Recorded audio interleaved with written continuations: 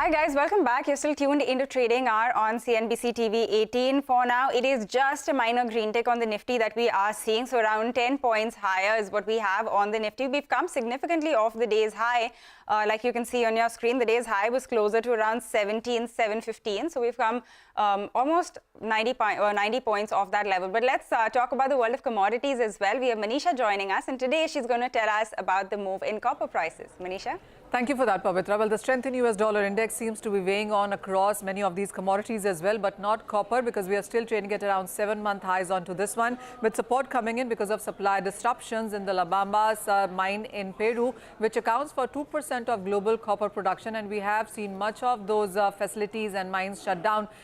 Peru actually is looking at the worst civil unrest in last 20 years, and 30% of copper production in Peru is expected to see some disruption coming in, and that has added premium to the prices there. And not just that, Chile as well has talked about lower production in 2023. Peru and Chile, between this, we see nearly 6 to 7% of global copper production. So at this point in time, both of these countries are talking about lower production. In 2023, Chile says that the production could decline by nearly 6%. And then the world's major producer in sense of copper is Southern Copper, which also says that they already have seen a decline in production in the previous year, down by nearly 6.5%. And this year as well, the production could see some hit. Now, the markets are looking at strong Chinese demand going forward. Copper also is a green metal, so the EV demand is expected to be quite strong as we step into the next quarter. So with all of these fundamentals in mind, there is constant support that we have seen continue for the commodity. They did see 12% of gains in the month of Jan, but for the week, we are down nearly 2.5% for copper. But from the lower levels, there is buying that has come back in yet again.